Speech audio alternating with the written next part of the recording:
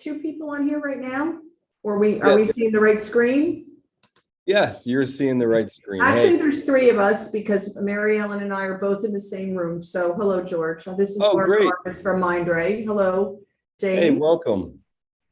Hi, George and Jane and Eric. It's Mary Ellen. Mary Ellen, welcome. Thank you.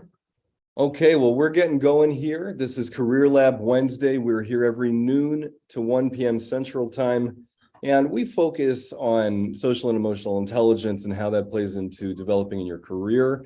But I invite all questions career related. So if you've got anything, resume, about interviewing, if you've got questions about how to communicate better with your team, with your boss, there's no question too big and no question too small.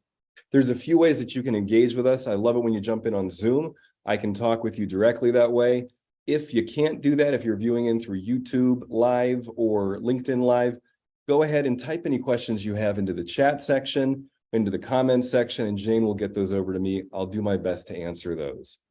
So we've been getting a lot of questions about how EQ, emotional intelligence, plays out in the workplace, why it's important, and how soft skills really lead to deepening relationships as well as advancing in helping people advance in their careers. And what the thing that I will just say a high level here as we're getting going is for a long time now, people have been realizing that at a certain point, there's only so much that you can learn as far as technical skills. It's all great stuff. We need to do it. We need to keep up to date with development of technologies, etc. But in the end, if we're not able to communicate well with other people, we can really only go so far. And the sense of satisfaction that people are often yearning for in their careers, that has a lot to do with the soft skills of really feeling like I'm on a team or feeling like I'm connecting well with somebody. Now, this is not the most important thing for everybody, but especially when people are wanting to have a sense of purpose and really take off in their career, this is a critical thing. So as we've been doing Career Lab, I've been focusing the titles more and more on that. But again, your questions don't have to do with the topic. It's totally fine. Any questions that you have, I'm here to serve you in any way that I can. If I can't answer a question or can't help, oftentimes somebody who's joined in knows the answer to what you're looking for. So all that said, I would love to check in with our guests and see if there's anything on your heart that you're wanting some support with. We've got Eric, who's been joining in and sharing his journey as he's looking to advance in his company. And then I don't see, but I heard your names earlier. If there's anything that you'd like to share. What could you use support on? How could I support you today? So I was intrigued I run the Learning and Development Department at Mindray, North America. And I was intrigued by trying to understand better the communication skills having to do with emotional quotient and emotional intelligence. And we've had a lot of communication courses in general, but nothing that really went into empathy or emotional intelligence. So I'm trying to dip my feet in to understand a little bit more about that and some of the skills that we can transfer to some of our field sales reps and internal customers. Oh, perfect. Okay. So I want to get a little more about what you've done so far and where you're seeing where you'd like to go. Fill us in a little bit about what social and emotional intelligence courses or groups or whatever, what have you used so far, and what has been lacking, and what more do you want? So we haven't done any. I'm fairly new to the organization, 2 years new, but they really didn't have a learning and development department. They had some skill training, product training, very little communication skills. So over the past couple of years, we've done some, listening, presentations, questioning as far as selling skills, but we really have not done any of the communication skills that go along with empathy or emotional intelligence, adaptability, quote, anything along those lines. So they keep coming up in when we do our evaluations for communication courses. And we say, is there anything else that you're looking for? And more often than not, either empathy or EQ, EI shows up. Who is saying that empathy and EQ is needed? So the people that go through our courses, whether they're internal people or whether they're external field, when I say external, I mean field-based sales reps, but also myself, just in observations, some of the, I don't want to say issues that we had, but some of the things where people need development that I've noticed might be along those lines. Okay, great. Can you give me a specific example of where you see a need for development? In communication with each other. So not only, part of, I don't really want to say conflict resolution, but part of communication where people are maybe not on the same page or not understanding each other, rather than just straight conflict resolution. There's a piece of that maybe comes into a self-awareness or an emotional intelligence portion that maybe not always can be taught, but sometimes self-awareness and people being aware of something have a little bit more, if you have a little bit more understanding, you might be aware of a particular behavior or something that you're doing that maybe in the business world isn't the best way to handle something. Okay, great, thank you.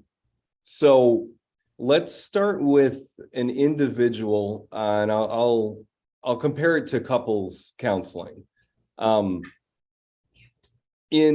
problem that can happen when going to group dynamics or to a couple first is that it's so easy for me to be looking outward at what's wrong with what somebody else is doing and to not be aware of myself. We're so trained as kids to be tending to the family environment that we're in, and most of us aren't really raised to be aware of ourselves. And so I think a lot of breakdown can happen because people just don't understand what's going on inside themselves. And once people start understanding more about like, oh, wow, like I have this kind of reaction to other people, then we can really start, that's where the deeper learning and connection can begin. Just getting some tools about like how to talk to other people can be useful, but it can only go so far. I think it was back in the 80s when there was that, they call it the sandwich feedback, where you say something positive, then you say something negative, or like the rough part of the feedback, which is what you really want somebody to understand. And then you say something positive. And that kind of just straightforward tactics like that, without the deeper understanding, and you use the word empathy. Hey, Joe, welcome. And so without getting to understanding myself, I'm not going to be able to have the empathy with somebody else. I could be doing it by the textbook, but they would know that I'm basically manipulating them. How are we doing so far, Mary? Mary, is it Mary Ellen Stacy? Yeah, hi, George. Okay. Yes, I'm here too. Got it. So how is this am I going in the right direction here? Yeah, actually, that was Barb that was talking at first, but that's fine now. Is he getting to what?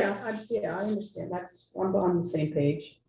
Okay, cool. So now in terms of learning about my emotions myself, what we do is we break it down to the core emotions of fear, hurt, anger, sadness, and joy. And have people start developing a relationship with themselves using those emotions and being able to harness those emotions towards the outcomes that they want. Last week, I shared a story about a woman who, or maybe I don't, one of these times I shared a story about a woman who came in because she wanted to do better at public speaking. And her boss would always have her do the presentations. She hated doing them. She had so much anxiety leading up to it. Once she did some work and started looking at, oh, I have fear about all this stuff. It helped me when I was growing up. Now when I'm in the C-suite and I'm looking at all these different people, if I act too quickly on that fear and see somebody looking concerned and then start trying to explain the product to them as a way to try to soothe them, it doesn't work. I need to soothe myself first. So what she started doing was just by naming, oh, wow, I feel anxious. And that would give her a little bit of space to then say to the VP, do you have any concerns? She didn't even say you look concerned, because right there, that'll bring up defensiveness. But she just said, do you have any concerns? Because she noticed his furrowed brow. And soon he and the client are talking about the concerns and the problems that they're trying to fix. And all she's doing is facilitating the conversation about what the product does to address their concerns, instead of trying to sell it, instead of trying to point out the good things. Because as soon as we start trying to sell something, everybody's heckles go up. Like nobody likes being sold. I mean, there's a small percentage of people that like being sold, but most people don't like being sold. And so if I can manage my own anxiety and use my anxiety as a way to make meaningful contact with somebody else, that's going to be way more effective than me feeling anxious about something and talking a lot to try to get them to affirm me. And this is, it sounds maybe basic up front, but to actually learn how to do this is incredibly uncomfortable. It's rewarding, it's nourishing, people feel great about it, but it's not a real quick and easy thing especially for adults, because we're formed in a lot of ways. So I'm hoping that this is addressing some of your questions here. And Joe, while we have you on, I'd love to check in with you. It's been a month or so, and I would love to hear how it's going there. Things are moving. Things are doing well. The department continues to move forward. We still have, I guess we're doing better in some things. Overall, throughout our city and county, crime is down overall.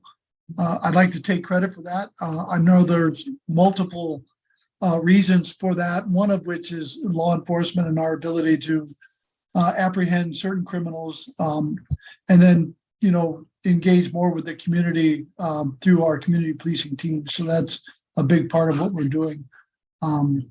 And knock on wood, it stays that way. There is some little more violent crime in certain areas of the island that's a little on the rise, and we're dealing with that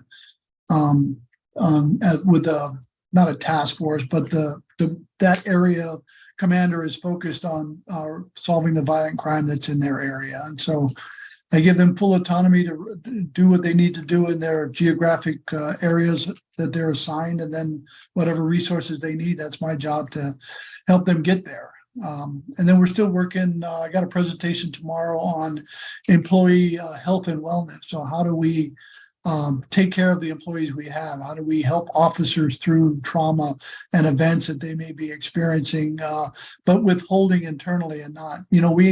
We require an annual medical physical to continue this job, but we don't do anything for a mental health assessment.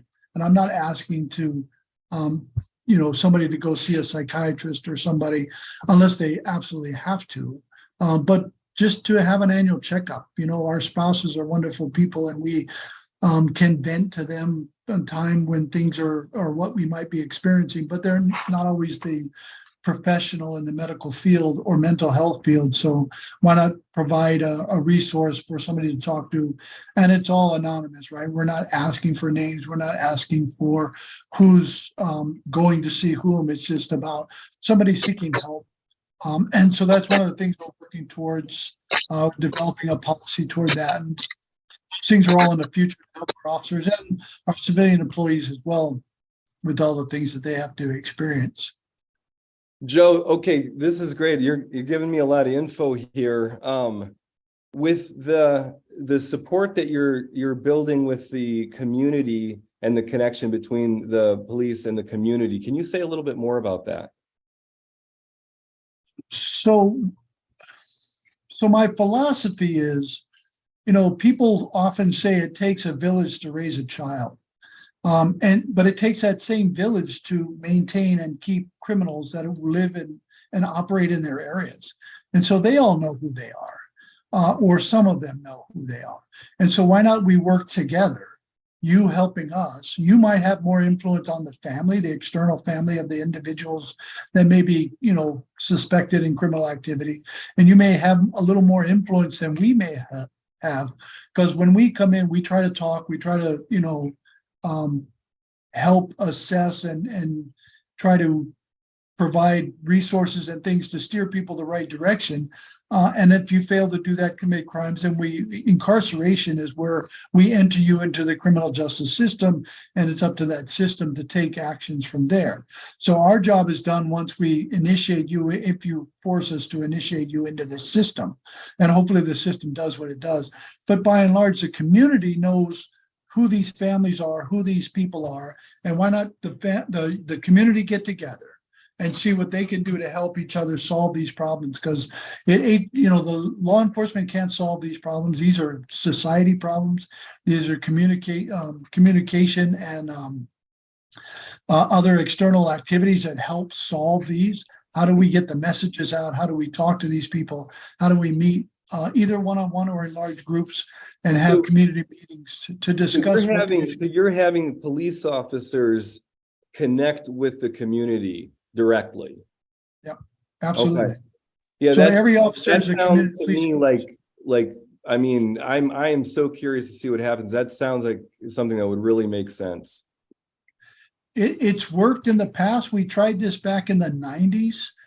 Through broken windows concepts and other things, and then it kind of tailed off in the time period that I had left, and now that I came back, I see that we're trying to move back in that direction. Okay. To get officers involved. We don't, our job. We don't want to arrest and cite everybody for behaviors but when we need to correct behaviors, and we do what we need to do to correct, just like a parent would correct a child and making sure that they're putting them on the path to success. And so we're trying to help. We look at that as the same way I do, and how do I convince my workforce that that's what we're trying to do. And then because every officer is a community policing officer, you don't just patrol in your car, you get out. You walk your beat, you talk to business owners, you talk to hoods, you go to community meetings, and you just interact with the people that are there and get to know who they are. Wow. Will you come be the chief here in Chicago? Chicago, Hawaii is still a very safe. Honolulu is a very safe city, very pleasant city to be at. Yeah, I don't envy the other departments and all that they're going through. They have a tough time. We have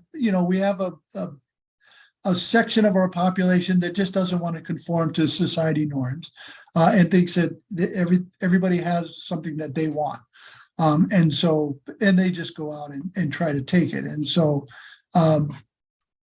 other cities, that's more rampant. And so how do you do that?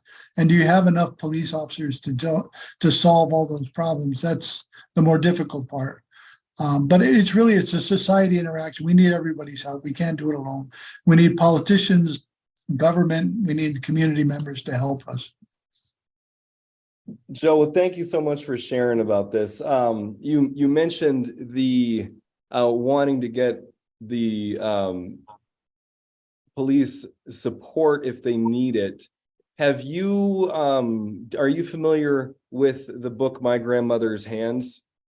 No, I'm not.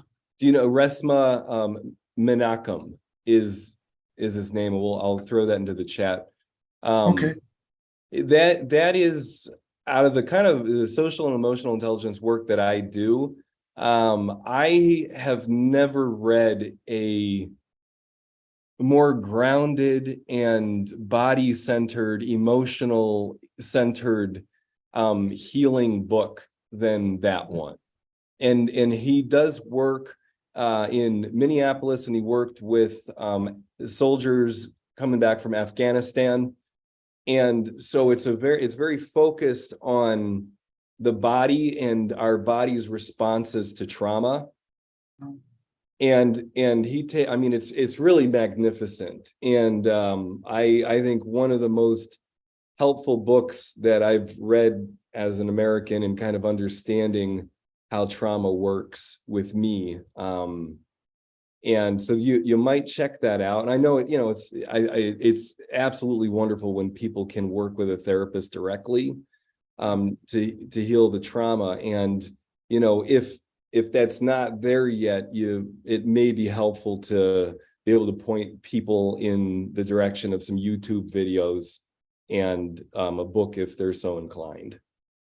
No, absolutely. It's so important. We have, you know, we look at law enforcement officers, unlike the military soldiers that go to combat, and they come back. The veterans come back, and they need some assistance and need some help. They've seen trauma that they'll never, you know, they can't explain it, and it's internally impacting them mentally and physically. But our officers go through that almost every day. They see accidents, they see people injured, they see crime scenes, they see all these things, and there's still the stigma of macho. I'm a macho police officer, and I don't need help. I can help myself, and that's absolutely not true. And so how do we convince our officers that you just go talk to somebody? I'm not asking you to get therapy every day or once a week, but if that's what you need, that's what you need. So how do we convince our officers that, yes, you face trauma, you've experienced this trauma. And then, so how do we use emotional intelligence as leaders to get our subordinates into that direction so that they can seek help? What's the system currently set up there? And is the reason they wouldn't do it because it would be part of their own time and they want to be with family or relaxing? Is there any way that you have this kind of education stuff built in? Well, we have an early recognition program. So if supervisors see subordinates behaving in a manner that needs attention, then they might direct them to go see, and we'll pay for all of that. That's not a problem. But if it's just something that you might be experiencing maybe outside of work, it still happen at work, but you're going to see somebody outside, usually your medical insurance and things will cover that.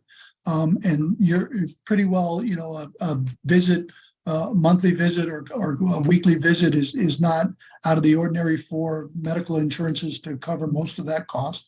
I don't think it's that. I think it's just more of this kind of the same thing the military went through as I was in Afghanistan and other places.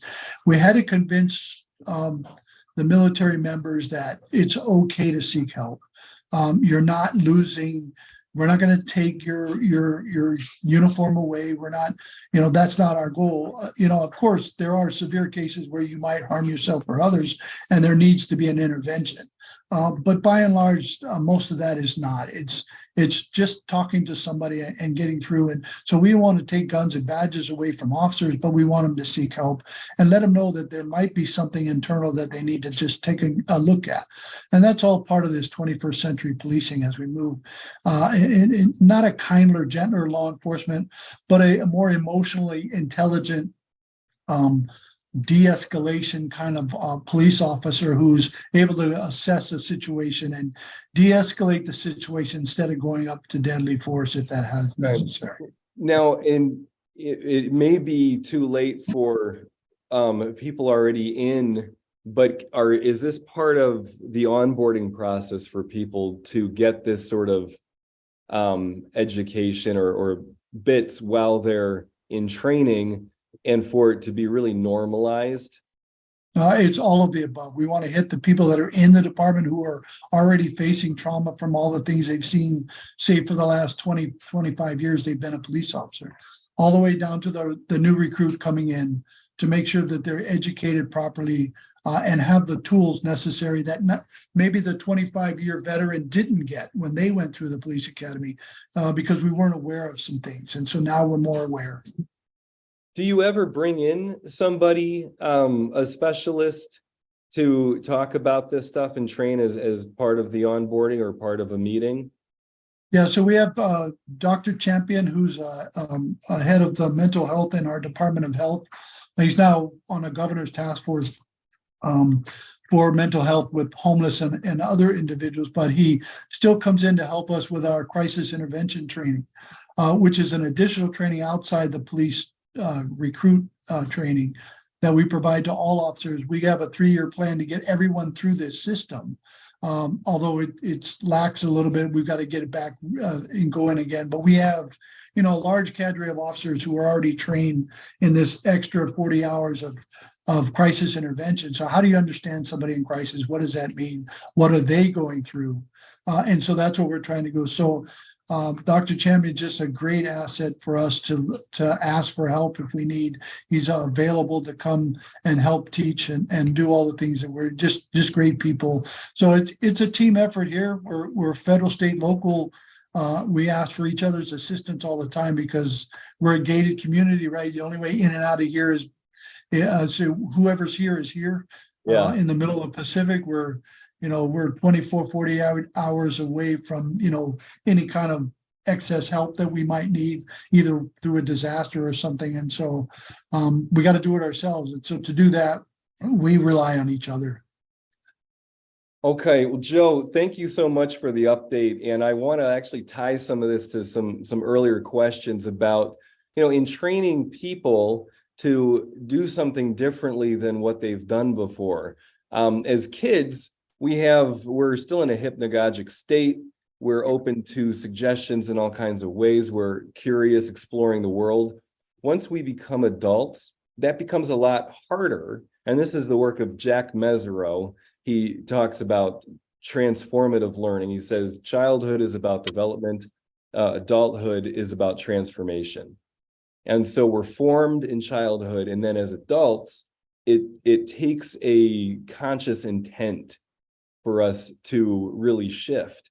And I'll call it, I don't know, the dirty little secret about positive psychology and personal growth work is that there's always going to be pain with it. Yeah. Because when we're set, it's going to be uncomfortable. And so if I've been successful and I've become a police officer and I'm doing all these things that I've known how to do, that was laid down. Oh, now I'm supposed to shift this. On a very basic reptilian level, that's a threat. and getting So through true. that with somebody is not easy at all. And it really takes usually a one-to-one interaction where somebody can feel safe enough with somebody that they're going to challenge some very core basic things about themselves. And in this kind of territory that we're talking about, any little shift is monumental, because that little shift over the course of several months in a year, you can really start to see the difference there.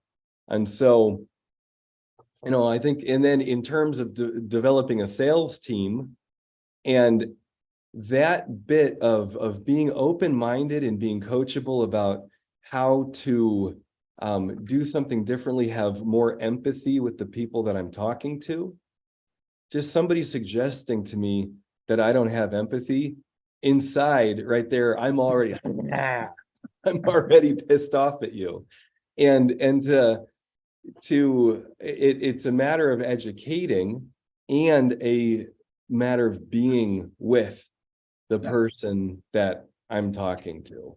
Now, usually the first question when you mention change, it's what's in it for me? What does that mean to me? What's the impact to me? And it may be personal and it may be professional.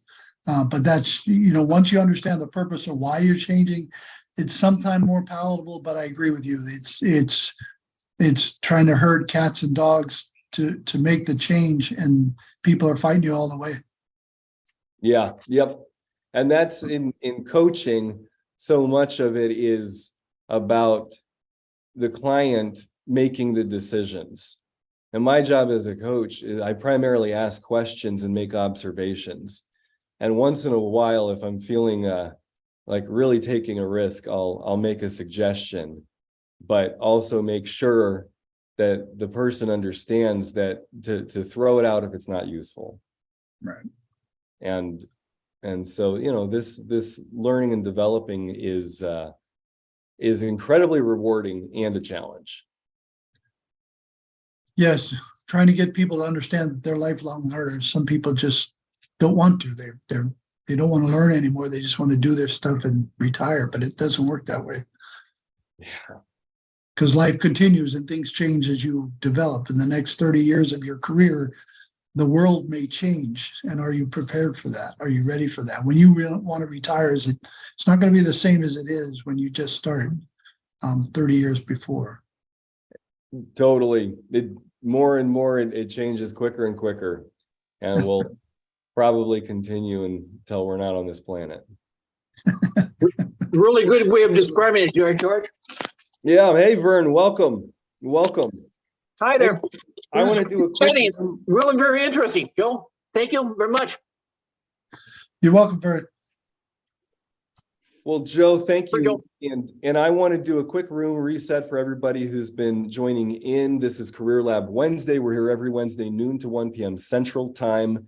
And if you want to talk to me directly, I love it when you jump in on Zoom. I can ask questions. We can engage that way. If you can't, if you're viewing in on YouTube or LinkedIn Live and you have a question, then go ahead and type that into the comment section, and Jane will get that over to me, my assistant. And I'll do my best to answer that. And also, thanks, Jane, for posting that in there. If you've got a topic that you don't want to address that is in a live environment, that's totally understandable. I welcome you to set up a 15-minute call with me. I'll do the best that I can to support and answer your questions in that time. You can always set up more time after that too. So that being said, I would love to check back in with I think Barbara and Mary Ellen and see if some of what Joe and I were talking about, if that is applicable to what the project is that you're working on, and see if you've got any more questions or would like to follow up with anything there. It doesn't, Joe, it sounds like you're making great progress, but it's not as applicable in in what we do, unfortunately, but thanks for sharing, because it was a good listen. Okay, cool. So you had asked about emotional intelligence and empathy. And I'm happy to dig in a little bit more there, but I'd like some direction from you. We actually have to cut out right now. Okay. But thank you. And it was very nice to meet everybody. I appreciate you allowing us in, and we'll probably pick up from the recorded version. Awesome. And I want to have you can, if you check on YouTube, there's a spot where we break down emotional intelligence and empathy more with something called the developmental model. It's Oh, that's good. Yeah.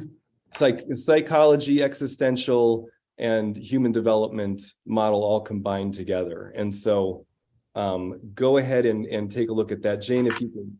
Yes, Jane's posting some links there to the YouTube Oh, playlist. good. See, And, all right. and take a look at those. That's helpful. Thank you.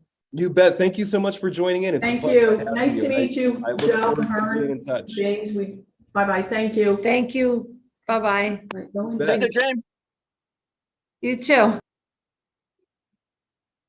Thank you. So great. Well, we've got Eric, is there any update that you want to give?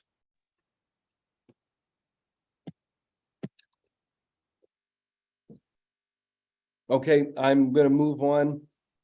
Vern, I know that we could take some time to take a look at your resume, and Yeah. it's good to have you on here. If there's any support, any questions that you have, James, please let us know.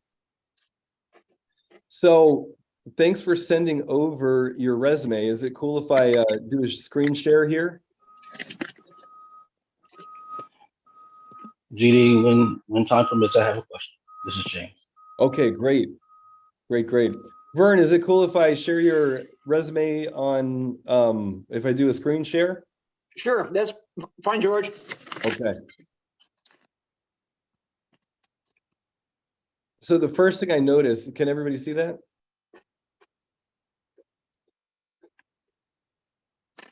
Is that visible for everybody? Yes, Okay, cool. The first thing I noticed is I like the link to your LinkedIn and easy ways to contact you. Great. Summary of qualifications. Is there a reason that you have that in instead of a quick summary in the more, do you have a cover letter that goes with this? true. I always do. Okay, perfect. Okay, then no need for a summary at the top. Correct.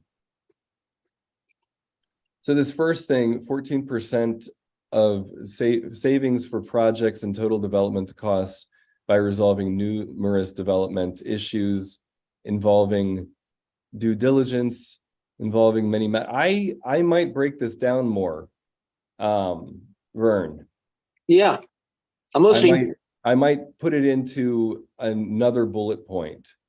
Okay, Influenced the revitalization of numerous historic and riverfront communities. I'm going to want to know the specifics of that. Minneapolis, Chicago. How did Location? How did you influence the revitalization? In which city?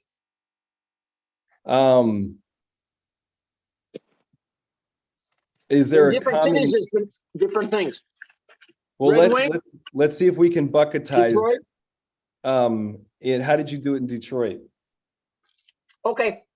Detroit just recently, the building that is called the Renson was recently purchased by the General Motors people from Ford Motor Company. And working with the preservation of the riverfront is been done with looking at activity and purchase of it by the state.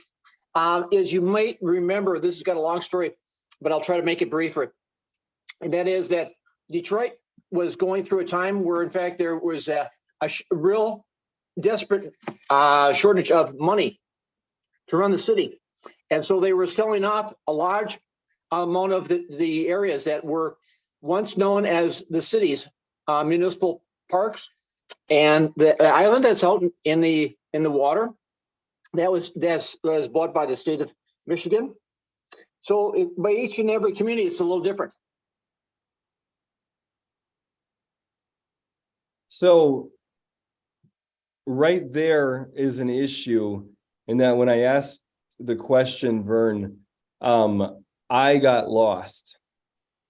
And so in an interview, that's going to be an issue. Okay. And so let's take a look at this. We want to be able for somebody to look at this and say, oh, this is what Vern does. Influence the revitalization of numerous historic and riverfront communities.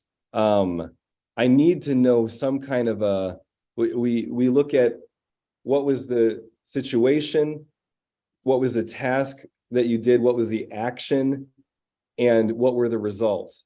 So here we got, it's a little vague. I don't know what revitalization of numerous historic and riverfront communities is. And I don't know, I need some kind of a specific of an action you took. Okay. So can you say it again? So use this sentence, but say one or two sentences instead of this one. Different cities are different things. The shortage of money was one of those with regard to Detroit. Going after economic development assistance was key to housing and several other things that many ways were done. Okay, wait, this is so helpful. This is so Did you raise money? Yes, You there's a personally? match required.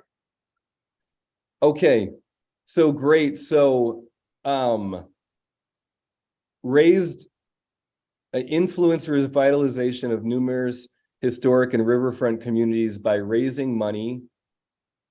And give me one or two more things that went into it. Issues of historic preservation, environment. Each and every community's waterfront does different things. Residential, housing, commercial development, recreational. Each and every one of those needed something different. Okay, how much money did you raise? 2.3 million. Perfect. Oh, look, so this is way better. So lead with that. Raised 2.3 billion? Million. Million. M. Okay. Raised 2.3 million in it to develop numerous historic and riverfront communities. True. Do you get how much more powerful that is? Really, I do. Yes. Good. Excellent. So that is, you had the action raised. This is what I did. And to revitalize the numerous historic and riverfront communities. That's fantastic. Okay. Launched the widespread environmental assessment work. And right there, raising organizations always need help with raising money.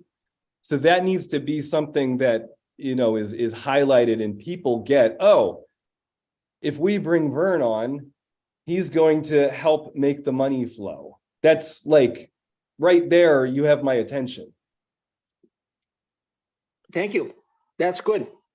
By the way, on the EAW, that has enabled a lot of developers to short circuit the environmental impact statement. I'm not sure if you're cognizant of what those are, but I sure am not. They're huge. Over there in Chicago, there's been, with regard to the riverfront, that the Army, the Navy Pier, had desire to do different things and to locate out there the activity that's out there now required an impact statement to be done. Okay, so my next question on this then, Scott, is that are the people who are getting your resume, do they know what EAW is? That's why I spelled it out. I'd like to learn. I'd like to find a way to be able to make it common knowledge. People don't oftentimes know what an EAW is, and so I spell it out there. Got it, but that's probably not good enough. Environmental assessment worksheet program. How many communities did you impact by launching that? Oh my. It's been propagated by a lot of different states as well. So just in the state of Minnesota, where it was created originally, we had what we're talking about the first year. The first year, about 17 projects were done. So can you just give me a ballpark of how it doesn't have to be exact. Like give me an over 100, over 200. How, you know, over the years? Yeah. It's got, in the Minnesota alone, it's over 300 now, 300 projects. Okay. So that's another thing, is having specifics in a way that people looking at it can digest it. Interesting. So incidentally, the EAW is a short form or short circuit, if you will, of the EIS. The EIS is huge, and it takes over a year to get accomplished. It's due diligence on steroids, if you will. Okay. So I streamlined AIS. Yeah, environmental impact statement. Okay, EIS. so I streamlined that thing so that communities have cut the process time down from a year to how many months? 90 days. Okay, so from a year to 90 days. See how specific that is? Yeah, there's a lot of, And now, Vern, what that starts to do for me, I'm starting to get way more of the brain you got here. You know, I'm starting to understand the powerhouse you are. And it makes it easier for me to say, okay, here's the problem I'm trying to solve in my organization. And even if Vern hasn't done exactly this thing, he's able to look at a process that takes a year and to streamline it down to something that takes 90 days. Great. I need that. interesting. You see what we're doing Yes. here? That's exactly what this is all about. Getting a lot of the projects that are, should we say, sitting there, not being done, because it's, well, ROI, return on investment is there. It takes too long and it takes too much money to do an impact statement. AEW is a lot cheaper and it can be done in 90 days. And so we're finding a lot of shovel-ready projects which could be accomplished now, but they can be accomplished now with the AEW, but they couldn't the EIS, environmental review. Okay. Now we can keep, you have a lot of experience and you have a lot here. I want to check in and see, is what we've done so far useful to you? It is. Okay. Problem I'm going to see on the horizon is the issue of explaining something like this in a succinct fashion such that it won't take too much space by saying that. I'd like to genuinely explain what it's all about. Vern, Vital. we should do some mock interview sessions where, Okay. and maybe we can get into some of that here live too, because what I'm learning about you in looking at your resume and in hearing you talk is that you've got a very fast analytical mind. You process things quickly and can condense it down so that you understand it in a way. But for you to learn how to do that so that other people, so that anybody, because sometimes the people who are looking at your resume first are they're not as educated and trained as you. And so it's like you do have to learn how to speak to a fifth grader. And it will help you also in communicating with people outside of the interviews too. But George, that I've got my sentence in there that says launched the widespread environmental assessment worksheet, EAW program. I'd like it to be not more than another line. I don't think you need to. I think launched how do we say it? Streamlined the IES and Created the EAW and created the AW program, which cut down 9 months of work, or you're going to have to use your words for it that fit better. Yeah. But people need to understand that you took a system that was there and you boiled it down to a system that cut off 9 months of work or of whatever. So however you say that, and it sounds like that's not that long of a sentence. Very, very good. I appreciate it. It always appreciates because someone else, they're seeing it and understanding something like that. And it's great when another person sees something like that. That's why I oftentimes, and I think other people rely upon a person to overview their set of eyes, look over the written document before it becomes a final document. Yep, totally. rough draft, if you will. And you can go back and listen to this recording and start implementing this to your resume now. There's the implemented smart planning for non-motorized circulation resulting in an 8% improvement in the safety. So that sentence is a little awkward. In safety where? Okay. Yeah, I see it. Wow. This is really good. I dashed this off and I will have to see where the other sentences with it goes. I'm sorry. Oh, all good, all good. No, it's good to dash something off and get right off the page. I'm looking at it, I'm going, "Gall, this is kind of dumb."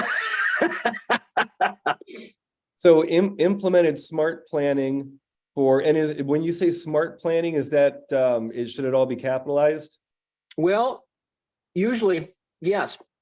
Okay, so because I know I forget what it stands for, but it's a acronym for something. It's an acronym. Yes. Implemented smart planning for non-motorized circulation resulting, and see, I don't even, like, I have no idea what non-motorized circulation is. I don't need you to tell me. Bike trails, if you will. Oh, okay. So why not say bike trails? Bike, well, there's a lot of things. Handicap, there's skateboards, there's scooters, there's roller skates, there's Okay. So somebody who's in your field would understand what that means. exactly, yes. Okay. So implemented smart planning for non-motorized circulation. Circulation is a little confusing to me.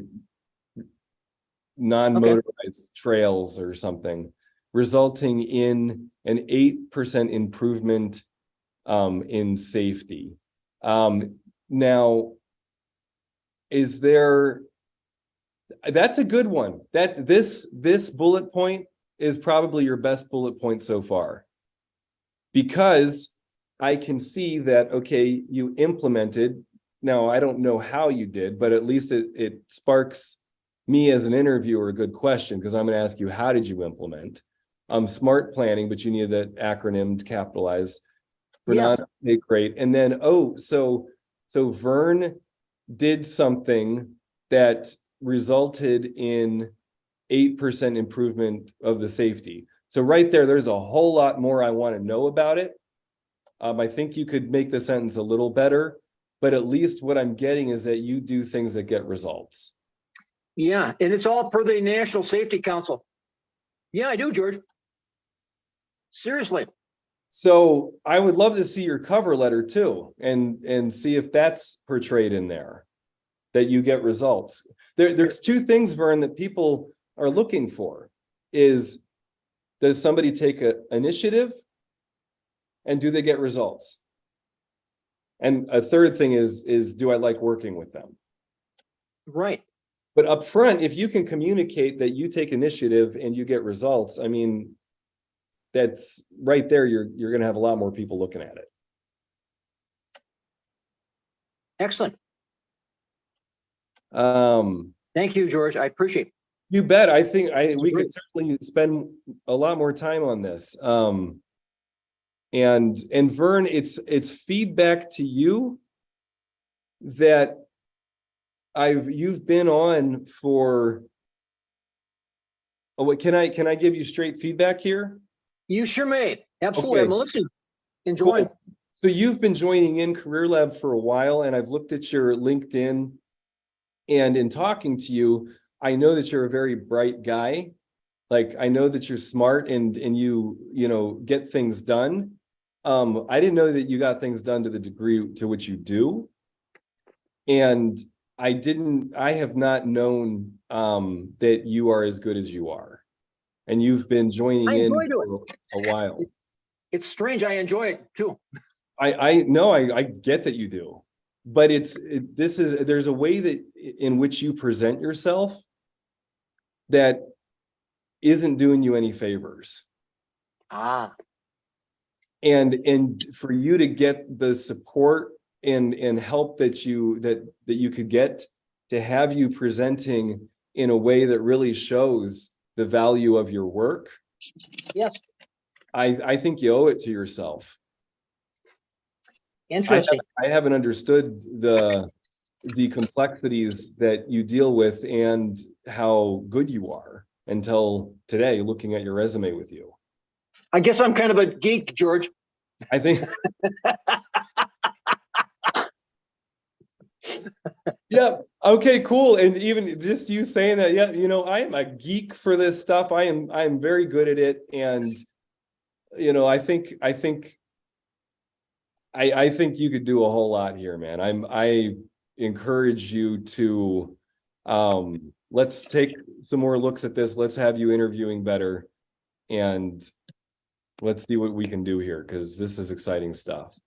They have there's a effort that I started over there in Chicago that's similar to the one over in Michigan, and it deals with vacant land. So over in Chicago, there's a group that I can't remember the name of now, but it's a similar situation as what we established over here in Michigan with the vacant land property. Okay, So, like I said, I'm kind of a geek. Vern, what do you want in your next job? What do I want? You mean location or what I'm All doing? of it, because I think you can have it. That's what I desire. Where? I just desire to be appreciated by what I do, and be, should we say, used.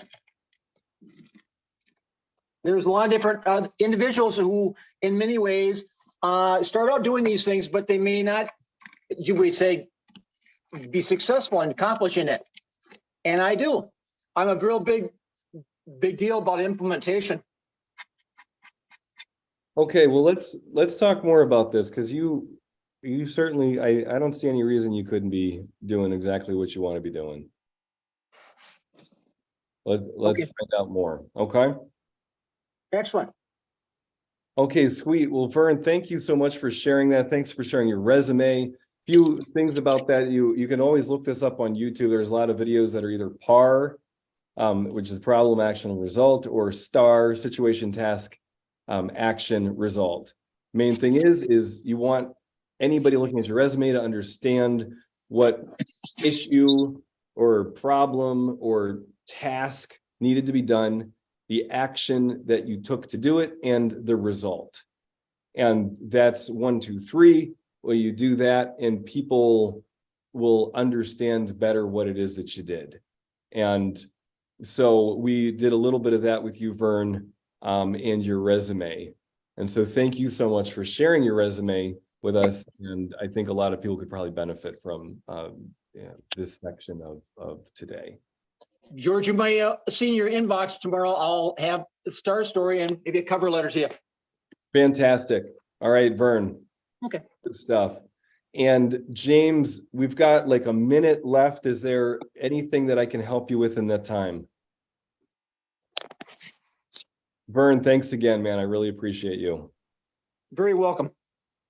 Hey, James. In a minute's time, no, I don't think so. I'm just trying to get grounded in my job hunt efforts. So this is gonna take some time for me, a little more on the ball side. I had an interview yesterday, though.